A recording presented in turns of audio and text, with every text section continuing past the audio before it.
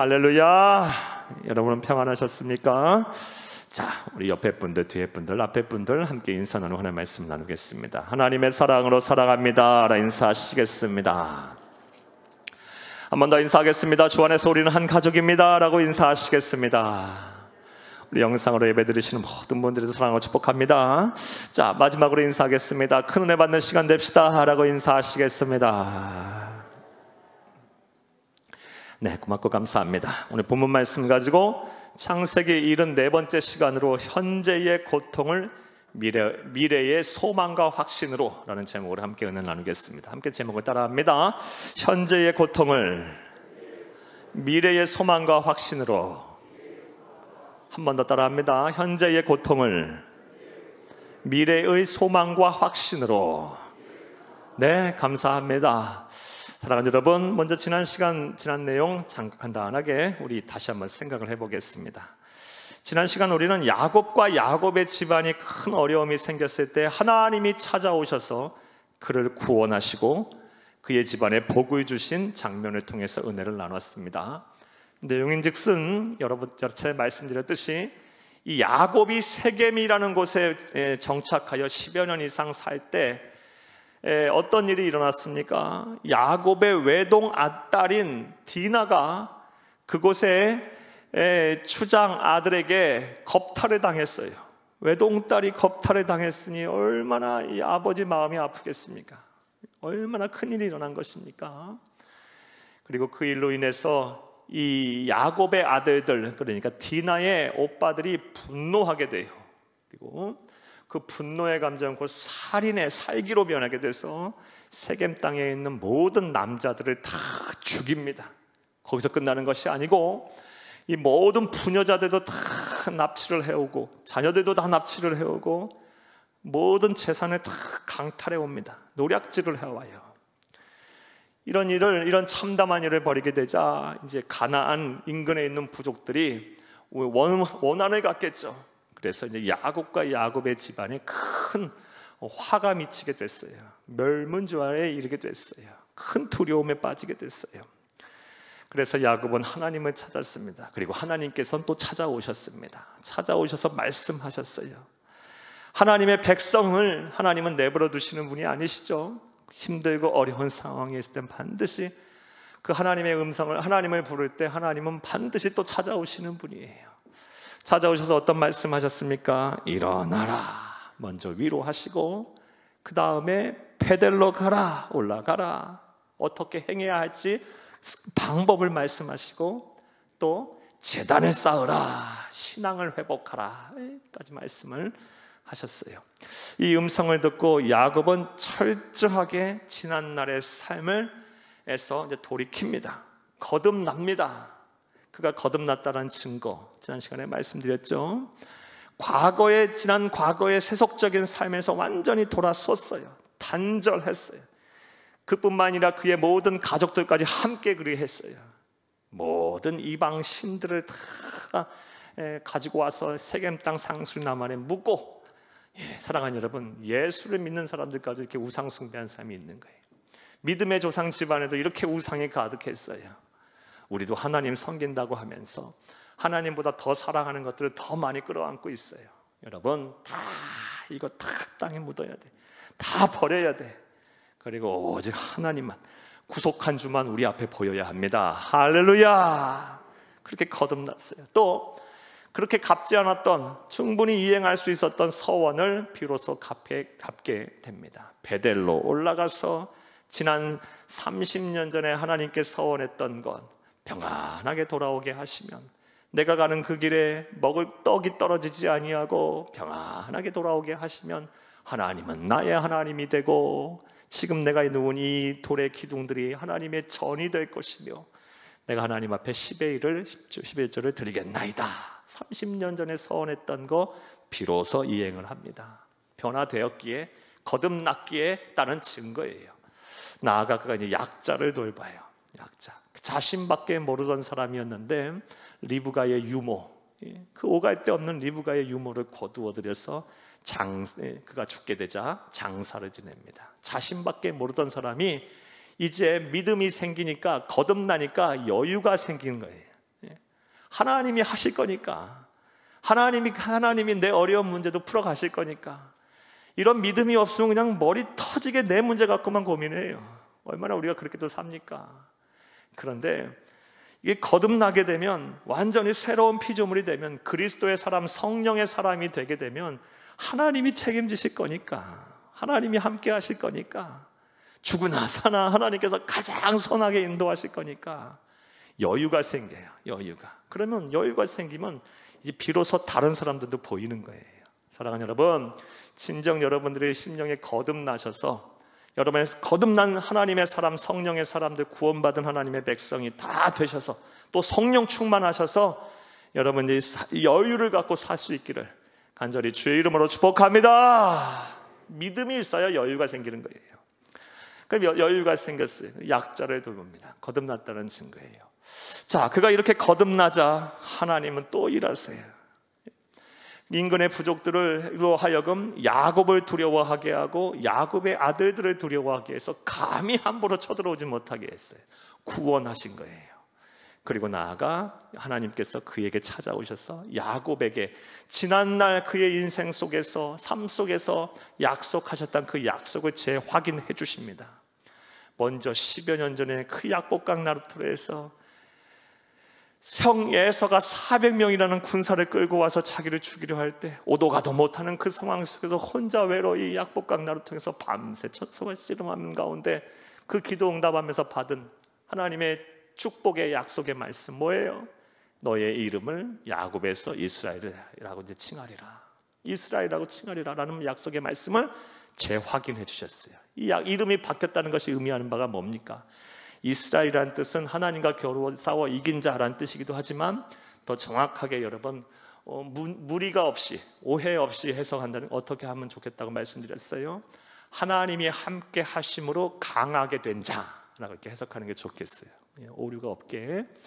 즉 이름이 바뀌었다는 것은 이제 하나님이 주시는 힘으로 말미암아, 능력으로 말미암아 그가 강하게 된다는 거예요. 강하게 되었다라는 거예요. 이전까지는 자신의 힘으로 어떻게 발버둥 쳤는데 이제는 하나님의 능력으로 그가 강하게 될 거다라고 하나님께서 약속을 해주셨다는 것입니다. 재확인해 주셨다는 것입니다. 할렐루야! 저와 여러분에게도 이러한 복이 임하기를 간절히 주의 이름으로 축복합니다. 우리가 야곱이 되면 되는 거예요. 이 약속의 말씀, 하나님 저에게도 주신 말씀이죠. 제가 야곱입니다 하고 믿습니다 하고 받아들이면 그 약속의 말씀이 이제 내 것이 되는 거예요. 또 어떤 말씀을 주셨습니까? 또 재확인해 주셨습니까? 지난 30년 전에 하나님께서 야곱에게 약속하셨던 말씀, 동과 서와 남과 북을 보라, 이 땅 너에게 다 줄 것이다 라고 하셨던 그 약속의 말씀을 다시 한번 재확인해 주셨고, 또 내 자손이 티끌같이 많게 할 거다, 번성하게 될 것이다, 많아질 것이다, 그 약속의 말씀, 30년 전에 하셨던 말씀 또 재확인해 주셨고, 단순히 많은 정도가 아니라 너와 네 자손으로 하여금 복을 받게 하여 천하 만민이 복을 받게 될 것이다 라는 그 약속의 말씀, 자녀들과 후손들이 탁월한 인생을 살게 될 것이다, 너에게서 한 백성이 나오고 총회가 나오고 네 허리에서 많은 왕들이 나올 것이다 하나님 말씀, 약속의 말씀 네 가지의 복을 재확인해 주셨어요. 든든했겠죠. 그런데 하나님은 여기서 그치지 않아요. 행여 야곱이 다시 원점으로 제자리로 돌아갈까 봐 당신께서 누구신가에 대해서 다시 한번 또 확신을 시켜주세요. 나는 전능자다, 나는 복주기를 원하는 자다, 나는 포기하지 않는 자다.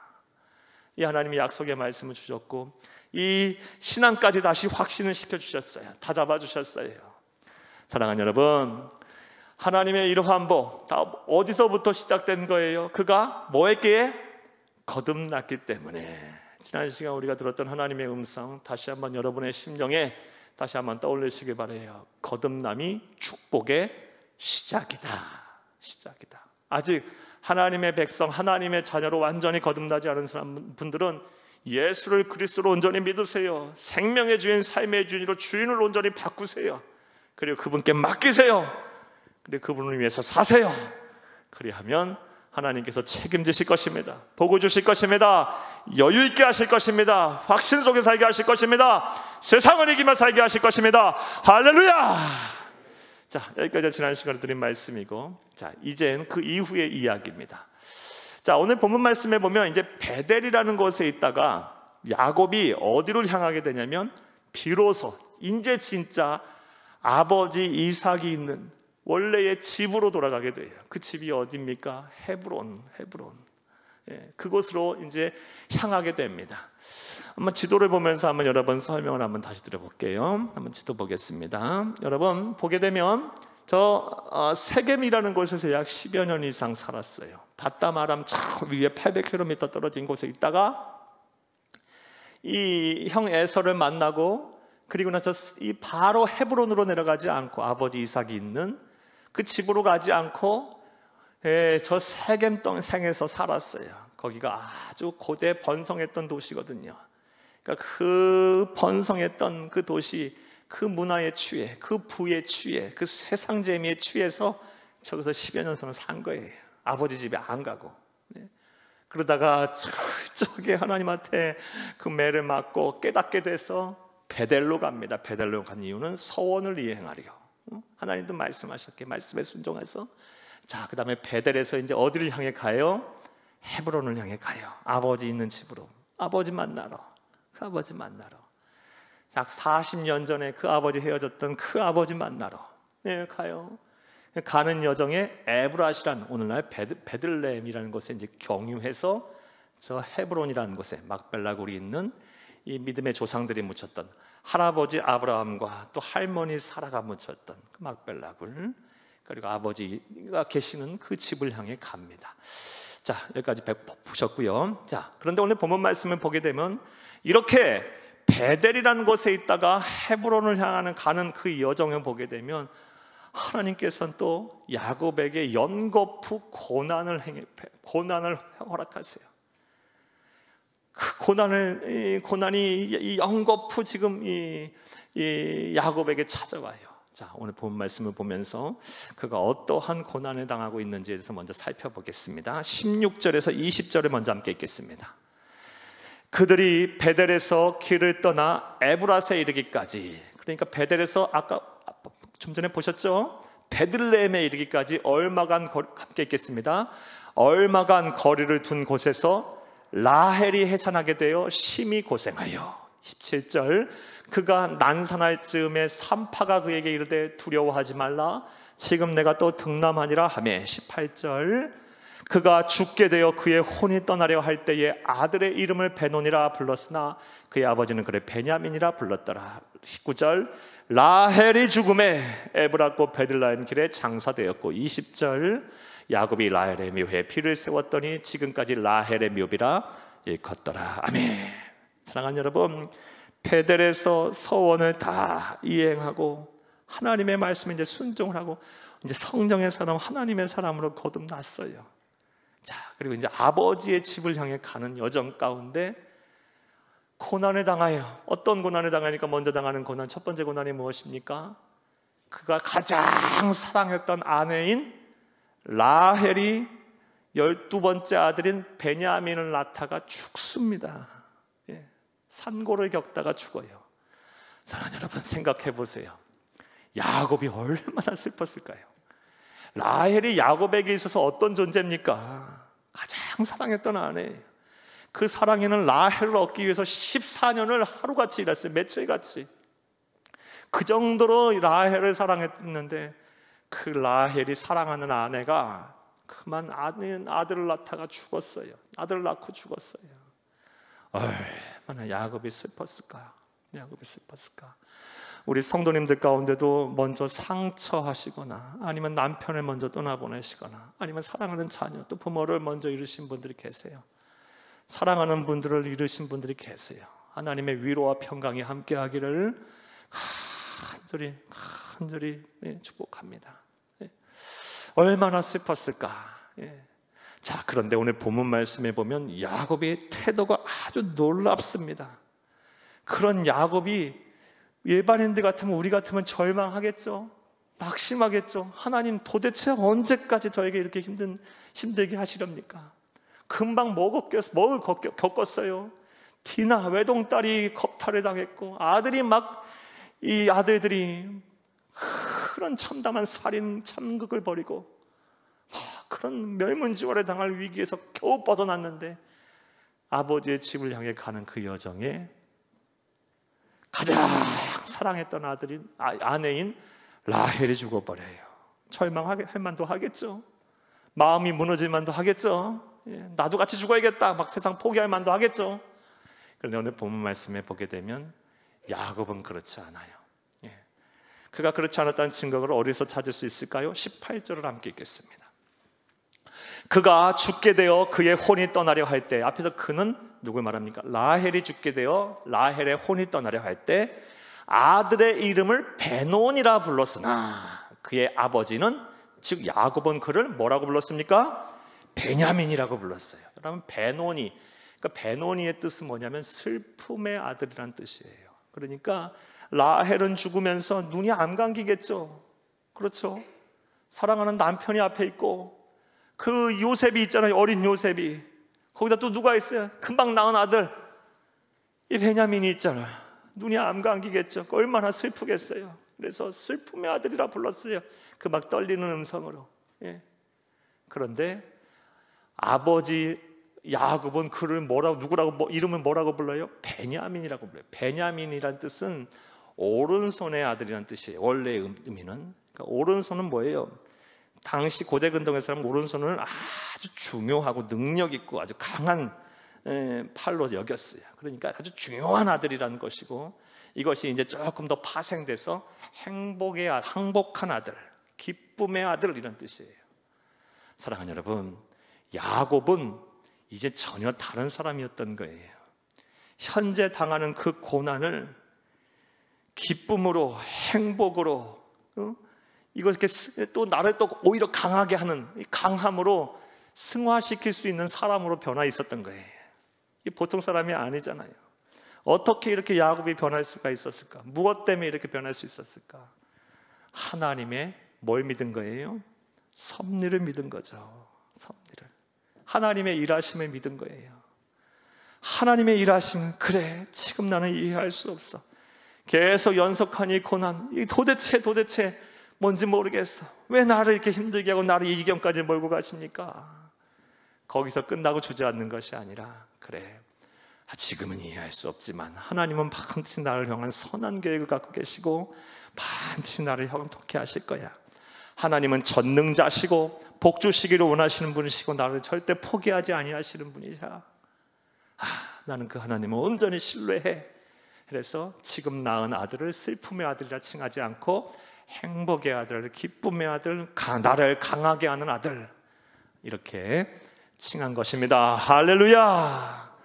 사랑하는 여러분, 저와 여러분에게도 이런 야곱의 믿음이 있을 수 있기를 간절히 주의 이름으로 축복합니다. 이 믿음이 없으면 평생 예수를 믿어도 여러분 현재 지금 당하는 고난을 미래의 소망과 확신으로 이렇게 승화시킬 수 없어요.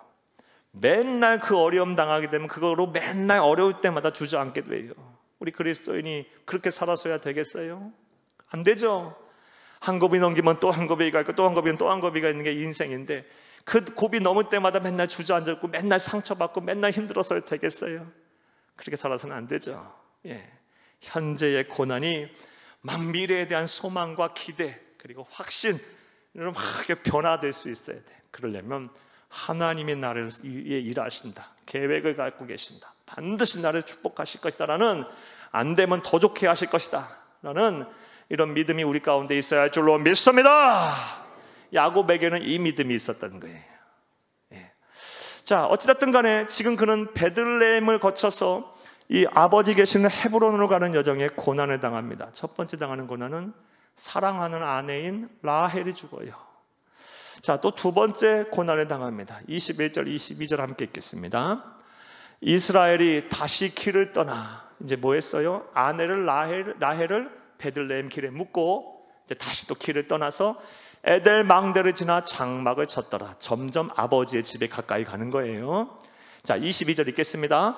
이스라엘이 그 땅에 거주할 때에, 이제 이스라엘이라고 부르죠. 야곱이라 안 부르고 그 땅에 거주할 때에 함께 읽겠습니다. 장자 루벤이 가서 그 아버지의 첫 비라와 동침하며 이스라엘이 이를 들었더라. 야곱의 아들은 12이라. 아멘. 두 번째 그의 집에 고난이 찾아와요. 그게 무엇입니까? 생각하기도 싫은 치욕적인 일이 일어나요. 장자 루벤이, 그 루벤의 서모, 그러니까 아버지의 첩과 통간을 해요. 여러분, 그거를 이제 야곱이 알게 돼요. 얼마나 야곱의 마음이 또 무너졌겠어요. 여러분도 상상도 못할 일이죠, 이것도. 생각하기도 싫은 지금 뭐예요? 근친상간을 벌인 거예요. 성적인 범죄를 저지른 거예요. 장자인 루벤이 자신의 첩과 통간을 했어요. 자신의 아내와 통간을 했어요. 이걸 어떻게 이해해야 돼요? 얼마나 또 이 야곱의 마음이 힘들었겠어요. 마음이 막 무너졌겠죠. 사랑하는 여러분, 그런데 이 루벤이 저지른 죄는 아주 하나님이 미워하시는 죄입니다. 성적인 죄는 하나님이 정말 미워하세요. 특별히 이 간음죄가 뭐예요? 혼인하지 않는 상태에서, 혼인하지 않은 사람끼리 성적인 관계를 맺거나 애정 행각을 벌이는 게 다 간음죄예요. 하나님이 간음죄를 얼마나 미워하시는지, 성적인 범죄를 저지르는 것을 얼마나 미워하시는지 우리 10계명 보면 잘 알 수 있죠. 출애굽기 20장 14절 말씀에 10계명 중에 7번째 계명이 뭡니까? 간음하지 말라. 첫 번째부터 네 번째 계명은 하나님을 향하여 지켜야 될 계명이고, 다섯 번째부터 10번째 계명은 사람과 사람 사이에 지켜야 할 계명인데, 다섯 번째 계명이 부모를 경공하라, 부모를 공경하라. 그러니까 이게 부모에게 효도하고 공경하는 걸 하나님이 제일 바라고 원하신다는 거예요. 두 번째가 뭐야? 살인하지 말라. 그 다음이 간음하지 말라라는 거예요. 죄 중에서 성적인 범죄를 얼마나 미워하시는지 신명기 22장 22절 말씀에 보면 간음하자 현장 들키면 둘 다 불러내서 돌로 쳐 죽이라 그랬어요. 진 밖으로 내치고서. 사랑하는 여러분, 이 성적인 죄는 하나님이 아주 미워하시는 죄예요. 성적인 죄는요, 자신도 파괴하지만 특별히 간음죄는 자신의 가정도 망가뜨리고 상대방의 가정도 망가뜨리는 거예요. 따라서 우리는 이 성적인 죄에서 저를 짓지 않도록 참 몸과 마음을 조심하셔야 돼요. 조심하셔야 돼요. 그런데 안타깝게도 오늘 우리 사회가 참 그렇지 못해요. 우리는 지금 어떻게 생각해 보면 인류 역사상 가장 폐역하고 음란한 세상을 살고 있는 것 같습니다. 이 성적인 범죄가 아주 끊임없이 일어나요. 성폭력, 성희롱 아주 아무렇지도 않게 자행되고 일어나고 있고요. 거기에 대해서 누구도 막 책임을 지려 하지도 않아요. 그리고 막 남편이 아내를 속이고 아내가 남편을 속여서 이 가정의 자리 똑바로 안 지키고 서로 막 불륜을 저지르고 딴집 살림을 하고 마음이 막 떠나 있고, 이런 일들이 너무 비일비재하게 일어나요. 근데 그것도 죄로 여기지를 않아요. 사람들이 안 들키기만 하면 된다. 여러분, 곳곳마다 막 러브호텔, 모텔 넘쳐나잖아요. 여러분, 이거 어떻게 우리가 이해하고 어떻게 받아들여야 됩니까? 설교를 준비하면 문득 이런 생각이 들었어요. 지금 어찌 보면 우리 그리스도인들이 이 세상을 살아가는 세상은 가장 폐역하고 음란한 소돔과 고모라 성보다 더한 세상을 살고 있기에 우리의 시대적 소명이 뭘까? 우리 자신의 거룩함을 지키고, 성적으로 거룩함을 지키고 우리 가정의 자리를 잘 지키는 것이 어찌 보면 지금 이 시대를 사는 우리 그리스도인의 하나님께서 바라고 원하시는 시대적 사명이 아닐까라는 생각이 들 정도였어요. 사랑하는 여러분, 남편으로서의 가정의 자리 잘 지키시기 바랍니다. 신의를 저버리지 마시기 바라요. 아내로서의 가정의 자리 잘 지키세요. 혼전 순결, 청년 청소년들 혼전 순결 잘 지키세요. 다 간음죄예요, 그거. 여러분, 간음죄 져서는 안 되는 거예요. 하나님이 미워하세요. 절대로 안 되는 거예요. 여러분, 가정의 자리, 신앙의 자리, 여러분 몸과 마음을 거룩함을 지키시기를 간절히 주의 이름으로 축복합니다. 지금 이 집안의 장남이 믿음의 조상으로서 그 구속사의 그 흐름을 이어가야 할, 야곱의 뒤를 이어서 그 이어가야 할 장자가 지금 뭔 일을 하고 있어요? 그의 서모와 통간을 했어요. 간음죄를 저질렀어요. 사랑하는 여러분, 그런데 이것은 영적인 의미로 또 조금 더 확대해서 생각을 해보면, 그가 저지른, 르우벤이 저지른 죄는 성범죄를 넘어서 그 간음죄도 하나님이 정말 미워하시는 죄인데, 그걸 넘어서서 어찌 보면 영적인 아버지의 권위를 도전한 것도 같은 거예요. 야곱은 더 이상 얘의 필부가 아닙니다. 얘의 목자 목동이 아니에요. 그는 수많은 사람들 가운데 선택된 하나님의 백성 중에서 또 선택된 믿음의 조상이에요. 그를 통해서 예수 그리스도께서 이 세상에 오실 거예요. 구속사를 이어갈 믿음의 조상인 사람이에요. 그런데 이런 일들을 행하면서 아버지로부터 또 할아버지로부터 아버지로부터 또 후대를 계속 이어져 가야 할 이 믿음의 순수성, 신앙의 순수성, 거룩성을 이 장자 루벤이 뭐 하고 있어요? 가벼이 여긴 거예요. 이거는 아버지 영적 권위에 대한 도전이자 하나님을 향한 도전이에요. 자, 이렇게 성적인 범죄를 저지르고 하나님과 아버지에 향한 믿음의 아버지를 향한 영적인 권위에 도전한 루벤이 잘 될 리가 없겠죠. 그의 이 말로는 어떻게 됐을까? 사랑하는 여러분, 창세기 49장 우리 3절에서 4절의 말씀을 함께 읽겠습니다. 루벤아, 너는 내 장자요 내 능력이요 내 기력의 시작이라. 위풍이 월등하고 권능이 탁월하다 마는 물의 끊음 같았은즉 너는 탁월하지 못하리니 네가 아버지의 침상에 올라 더럽혔음이로다. 그가 내 침상에 올랐었도다. 아멘. 이건 이 말씀, 창세기 49장 말씀은 야곱이 마지막으로 유언하면서 12아들을 다 이렇게 보고 줘요. 그래서 예언한 말씀이에요. 이 말씀대로 루벤은 장자였음에도 불구하고 장자권을 상실합니다. 그리고 그 장자권이 누구에게 가냐? 넷째 아들인 유다에게 가는 거예요. 유다 지파의 후손으로 누가 오신 거예요? 예수님께서 오신 거예요. 그럼 넷째 아들인데 둘째, 셋째 아들은 또 왜 안 됐냐? 둘째, 셋째 아들은 시므온과 레위인데 뭐 했어요? 창세기 34장에서 뭐 했습니까? 엄청난 이 살인을 저질렀잖아요. 그의 누이인 이 디나가 겁탈당했다는 그 이유로 그냥 막 살인을 저지르고, 그것도 하나님과 인간과의 그 아주 선한 관계, 언약 관계인 할례를 빙자 삼아서 전부 세겜에 있는 사람들의 남자들을 죽여버리고 부녀자들을 다 데려오고 겁탈하고 막 노략질하고 그 일을 행했기 때문에, 그 주동이 돼서 행했기 때문에 그 장자권이 누구에게 가요? 유다에게 가는 거예요. 유다에게.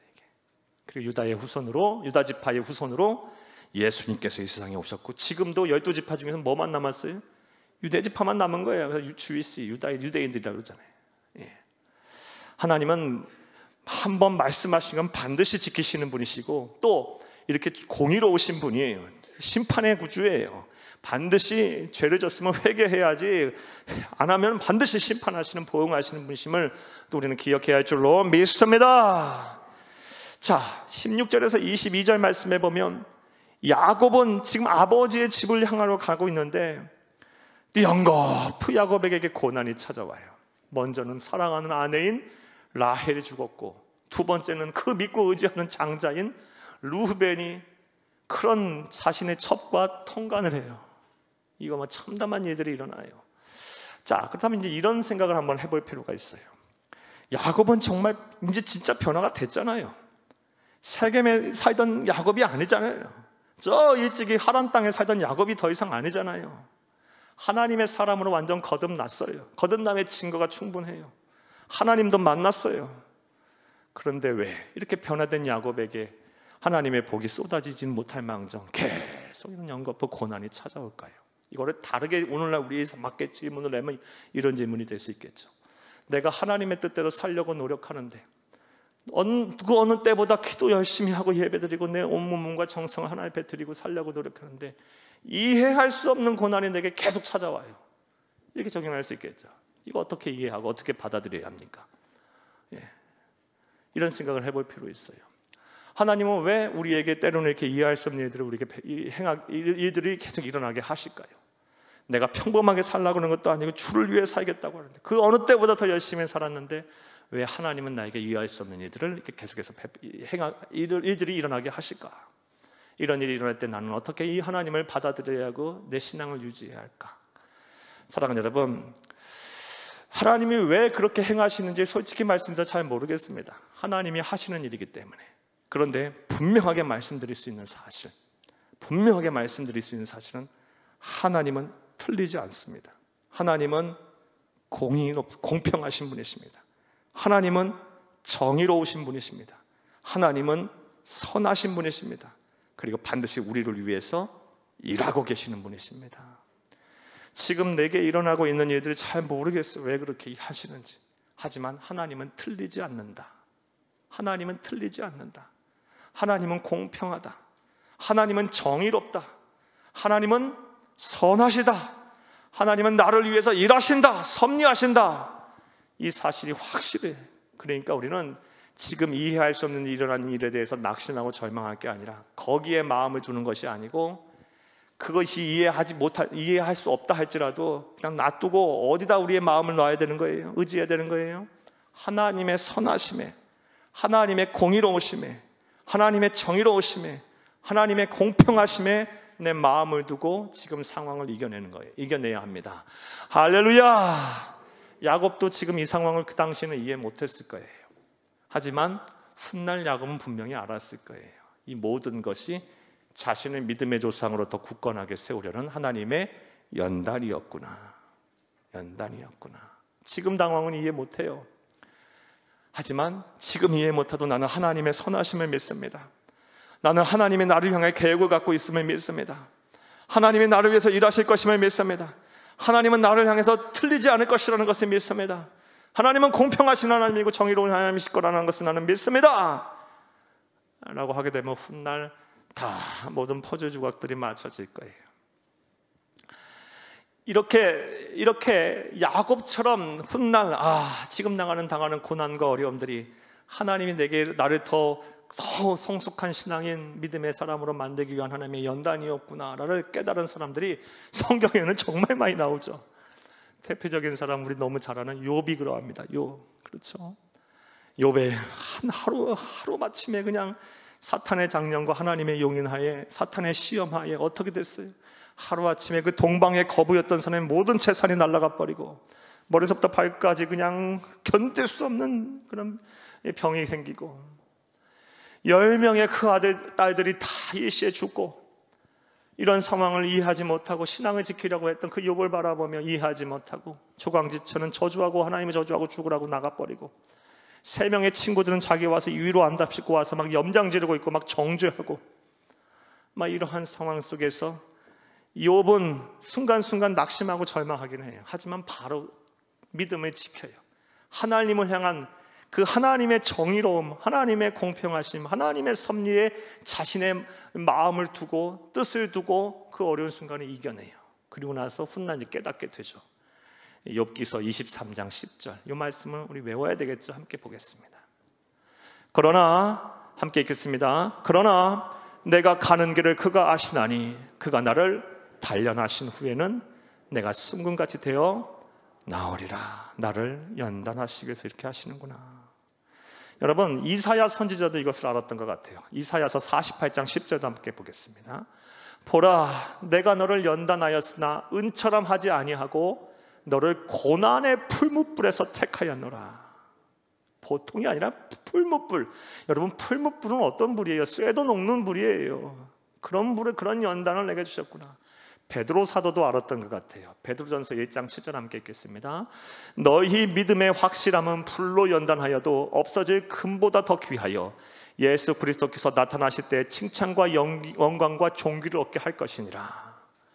예수님께서 이 세상에 오실 때 내가 칭찬과 영광과 존귀를 얻을 만한 그런 사람으로 만들기 위해서 하나님께서 불로 연단하셨다라는 거예요. 사랑하는 여러분, 이해할 수 없는 어려움, 고난에 당하고 계십니까? 그것도 막 연거푸 당하고 계십니까? 지금 이해 안 돼도 괜찮아요. 우리는 거기에 뜻을 두고 마음을 두고 낙심하지 마시고, 그런 상황을 바라보고 낙심하지 마시고 하나님의 선하심을 보세요.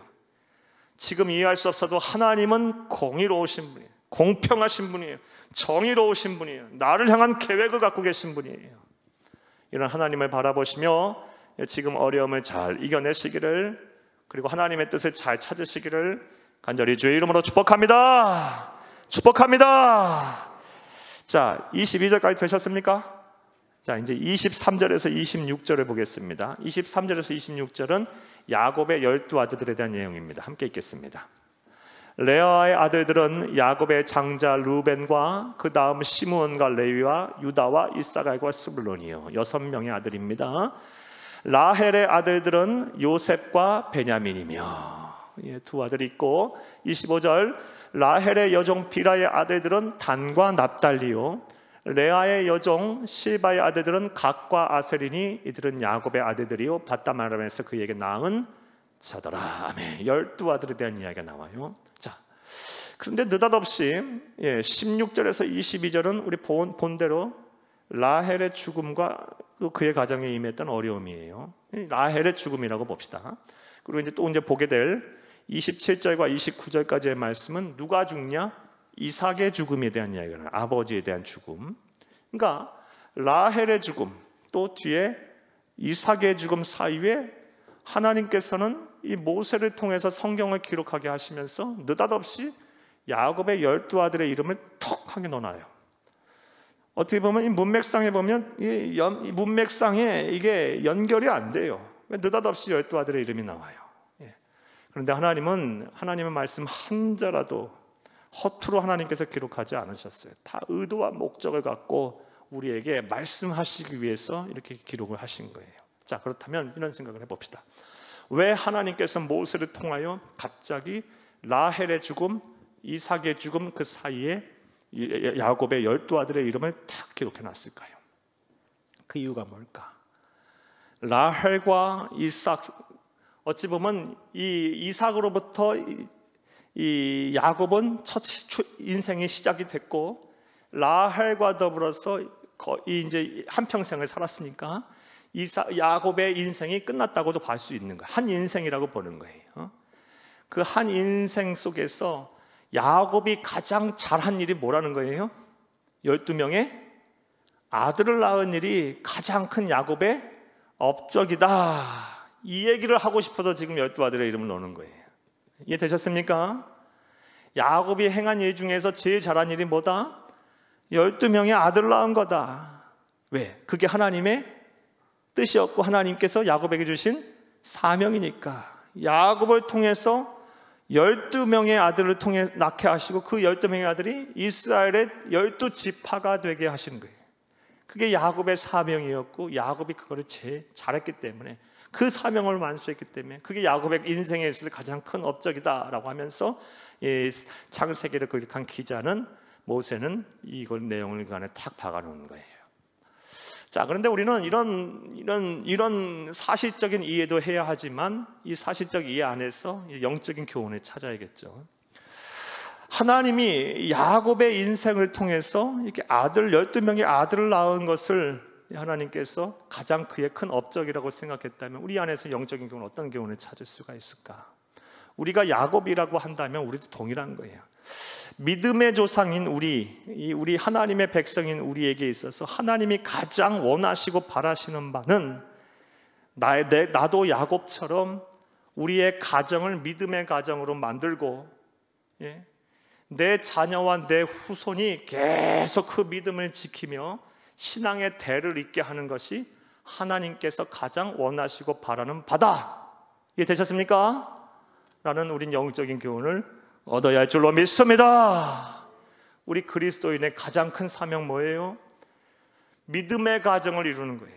그리고 거기서 끝나는 게 아니라 아브라함과 이삭과 야곱과 요셉으로 계속 이어지는 그 믿음의 가정에 신앙의 대를 잇게 하는 것이 저와 여러분의 사명임을, 가장 큰 사명, 하나님께서 가장 기뻐하시는 사명 중에 하나임을 믿으시기를 간절히 주의 이름으로 축복합니다. 그러니까 지금 여러분이 여러분의 선대 때부터 믿음을 이어왔다면 여러분 그 믿음을 흐리게 하면 안 돼요. 그 믿음을 잘 받아들여서 나로부터 더 개성량을 왕성하게 하고 또 내 자녀와 후손들에게 잘 전수를 해줘야 되고, 지금 내가 아브라함처럼 믿음의 1세대다 한다면 이제 나로부터 시작해서 우리의 가문이 그런 축복의 가문이 되게 하는 것이 저와 여러분의 사명인 것이에요. 하나님이 그걸 가장 기뻐하신다는 거예요. 중에 하나는 거예요. 우리가 이 사명을 잘 감당해야 할 줄로 믿습니다. 이게 하나님의 나라가 가는 그날까지 포기해서는 안 될 사명이에요. 포기 안 되는데 사명. 자, 그런 의미에서 이제 22절에서 26절 말씀을 보게 되면 야곱의 12 아들들에 대한 이야기가 있습니다.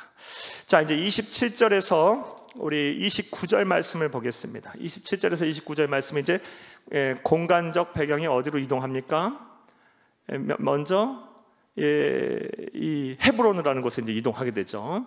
베델로부터 출발을 해서 오늘날 지명으로 바꿀게요. 베들레헴을 거쳐서 그 다음에 에델 장막을 통해서 그 다음에 어디까지로? 이삭이 있는, 아버지가 있는 헤브론에 이르게 돼요. 그 헤브론에서 이제 이삭을 만나게 되고, 이삭이 이제 나이가 많아서 180세에 죽게 됩니다. 장사를 지르는 내용에 대한 이야기입니다. 우리 함께 읽겠습니다. 27절입니다. 야곱이 기랏 아르바의 마므레로 가서 그의 아버지 이삭에게 이르렀으니 기랏 아르바는 곧 아브라함과 이삭이 거류하던 헤브론이더라. 이삭의 나이가 180세라. 29절. 이삭이 나이가 많고 늙어 기운이 다함에 죽어 자기 열조에게로 돌아가니 그의 아들 에서와 야곱이 그를 장사하였더라. 아멘. 사랑하는 여러분, 이제 우리 주목을 야곱에게서 이제 이삭에게로 돌릴 필요가 있어요. 이삭이 이제 한 생을 다 하는 거니까. 자, 이삭이 이제 180세에 죽게 됩니다.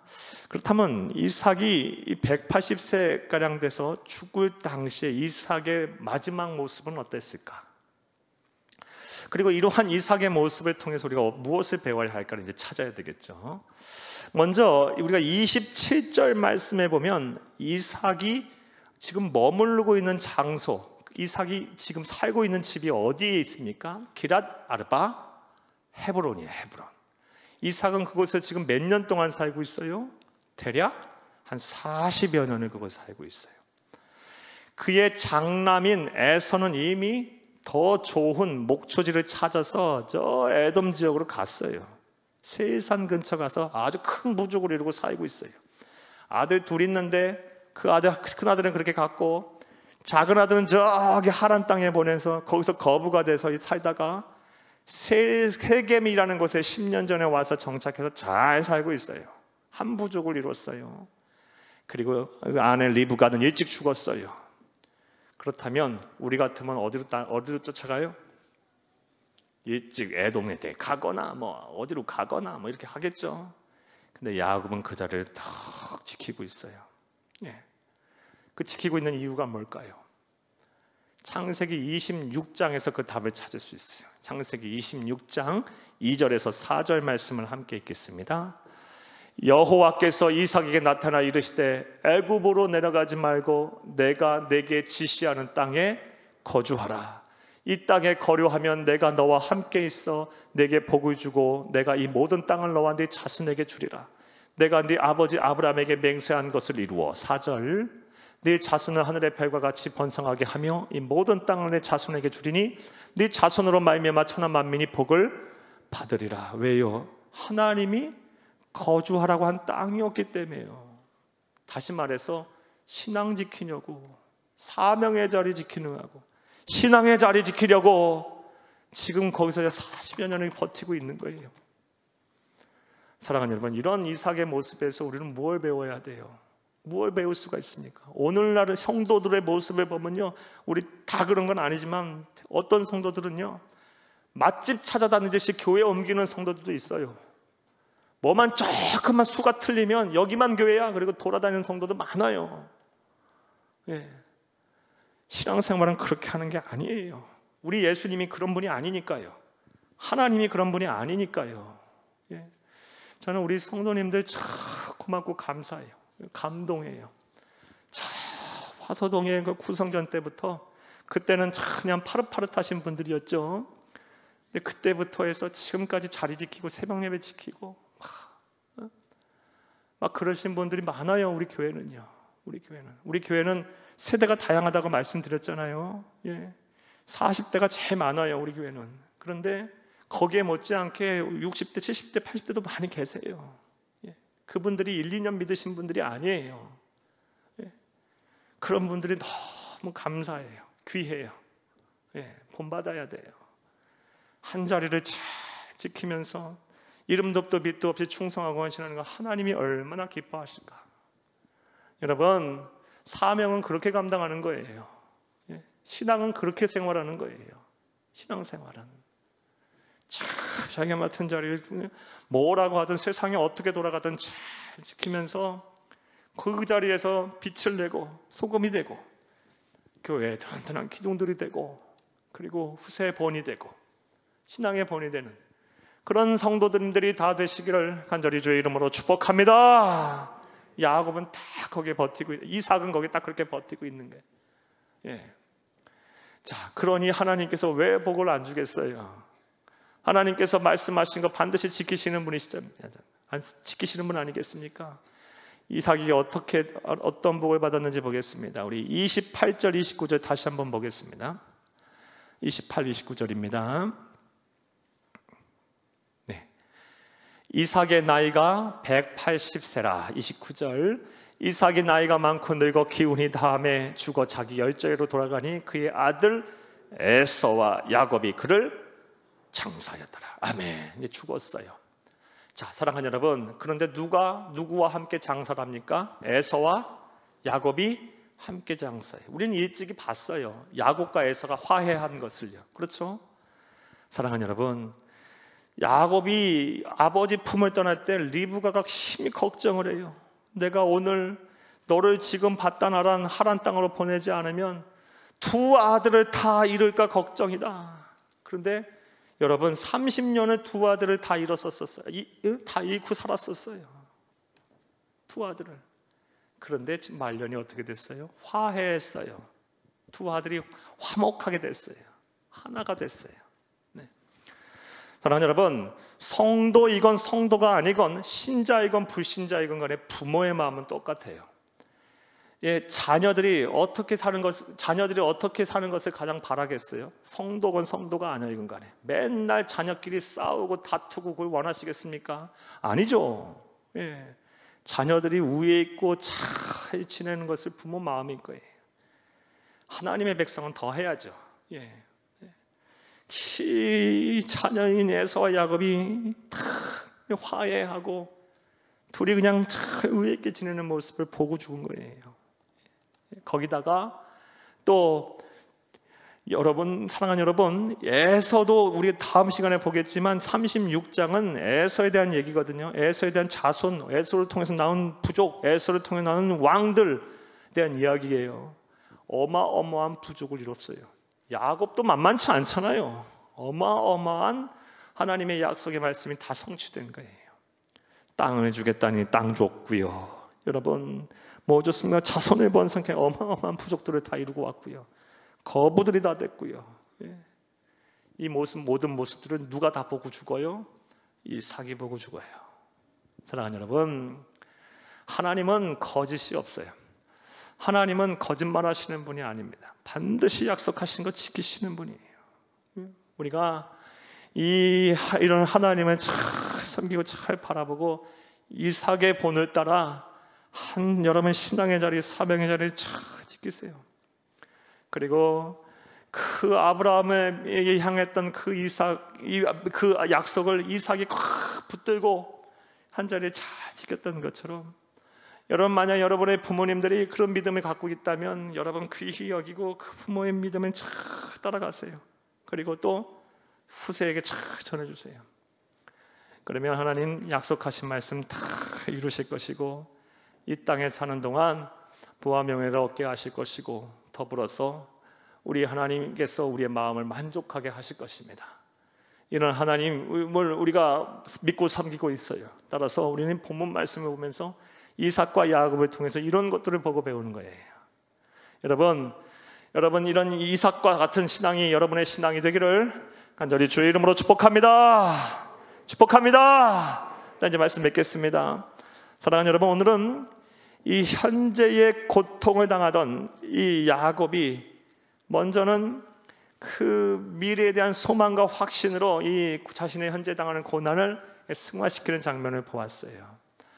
가장 사랑하던 아내인 라헬이 죽고, 그리고 이 장자인 루벤이 자신의 첩과 막 간통을 저지르고 간음죄를 저지르고, 이런 상황 속에서도 야곱이 이 현재 그런 어려움을 미래에 대한 소망과 확신으로 승화시킬 수 있었던 이유는 하나님을 향한 확신이 있었기 때문에 그래요. 섭리를 믿었기 때문에. 지금은 이해할 수 없지만 하나님은 선하시지. 지금 하나님은 불의하시지 않으시지. 지금 내가 당하는 어려움들 도저히 논리적으로 설명이 안 되지만, 인과관계도 설명이 안 되지만 하나님은 나를 향한 계획을 갖고 계시지. 그분은 틀리지 않지. 변함없으신 분이시지. 공평하신 분이시지. 이런 하나님을 향한 확신이 있었기 때문에 그런 이 현재의 어려움을 미래에 대한 소망과 확신으로 승화시킬 수 있었던 것입니다. 여러분, 우리가 오늘 지금 이런 어려움을 당하는 성도님들이 많을 거예요. 여러분도 야곱같이 이런 믿음을 다 소유하시기를 간절히 주의 이름으로 축복합니다. 그리고 이삭과 야곱, 믿음의 조상들이 우리에게 보여준 것처럼 여러분 믿음의 가정을 잘 이루시고, 부모에게 물려받은 신앙이 있다면 그거 그냥 놔두면 안 돼. 다 내 것으로 삼고 더 성숙한 그리스도인이 되고 후세에 잘 물려주시고, 그 복이야. 그 복, 부모가 신앙이 선대에서부터 믿었다는 것은 진짜 복인 거예요. 그 믿음의 유산, 신앙의 유산을 받았다는 건 정말 복인 거예요. 감사하시고 잘 후세에 물려주시고, 또 여러분부터 시작했다면 여러분이 또 귀히 불려서 아브라함 같이 세우셨으니 여러분을 통해서 여러분 대대손손 복을 받는 신앙의 명문 가정들 다 되시기를 간절히 주의 이름으로 축복합니다. 축복합니다. 자,